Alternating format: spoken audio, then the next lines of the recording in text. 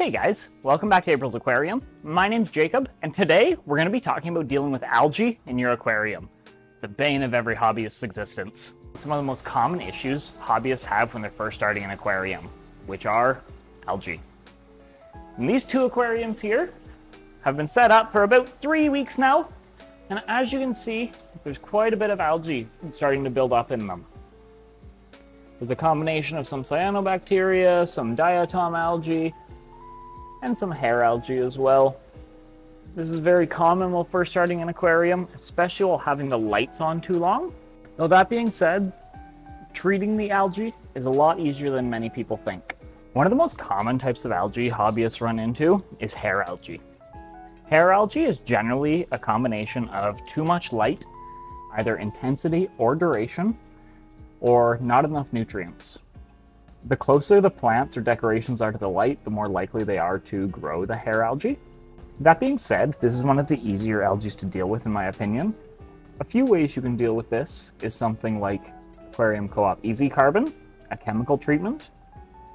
You could add things like amano shrimp or a Siamese algae eater, depending on the size of your aquarium. Or you can do some manual removal. Another common type of algae is green water. This is usually a result of having your light on far too long, and that is an easy one to solve simply by doing water changes, as well as reducing the amount of light your tank gets. Another very common algae, especially on Anubias, is green spot algae. This is usually a combination of too much light and or too high of phosphates, or in some occasions too low phosphates. Blackbeard algae is one of the more challenging algae hobbyists face. Blackbeard algae can develop due to poor water quality or high nitrates and phosphates. This can happen by overdosing fertilizer occasionally as well. Big fluctuations in the level of CO2 have a big factor in the growth of Blackbeard algae, so if you do have a CO2 system, consistency is key.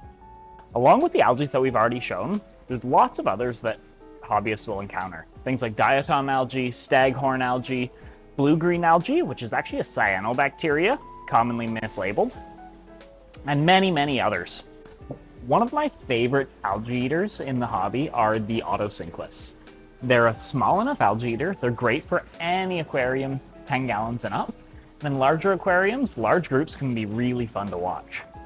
These little guys are going to eat huge ranges of algae, from soft diatom algae to film algae, as well as even a little bit of hair algae if they can land on it. Another one of my personal favorites are the Nite Snails. Not only do they come in huge variants, from the helmet nerites to the batik nerites, onion nerites, zebra nerites, as well as many, many others. One of the really cool things about these guys is they're one of the very few species that can eat green spot algae. Their teeth are extremely hard and able to scrape that tough algae off the glass and other surfaces in your aquarium. They're great for when your Anubias has green spot algae on it and you're having a hard time treating the tank in general. A few of these nerites will generally help tidy that up, no problem. Another great option, especially for the more hair-like algae, are shrimp. Neocaridina and amano shrimp. They're going to pick away at any of the more stringy algae, as long as they're not thick like the staghorn algae. The best way to see the instant satisfaction of your tank looking better from algae is manual removal.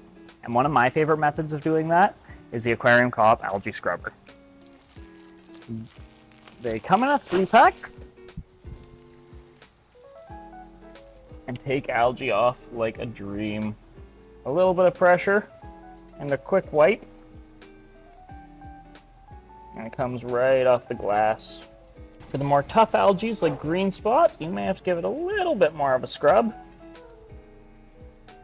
but the algae scrubber takes it off no problem at all. After doing a big algae scrape, something I find very important to do is to add a polishing pad into the filter of your aquarium. This is going to make sure that any of the media or any of the algae that is shaken loose into your tank will get picked up by the polishing pad. Just set it right on top of your hang-on back filter. close it up, and then pull it out tomorrow. One of the other most important things to do while dealing with algae is doing large water changes. On this aquarium, I'm going to do between a 30 and 50% water change, and ensure the water going back in are the same parameters because it is a little bit larger than we typically do. After the large water change, the final step we're going to take today in treating the algae in this aquarium is dosing Aquarium Co-op Easy Carbon. This is a 45-gallon aquarium, so we're going to do about 4.5 pumps. 1, 2, 3, 4.5 in the flow of the filter so it gets distributed throughout the tank. It's just that easy. Over the next 2 weeks, we're going to be doing a strict regimen of doing large daily water changes paired with dosing the Aquarium Co-op Easy Carbon.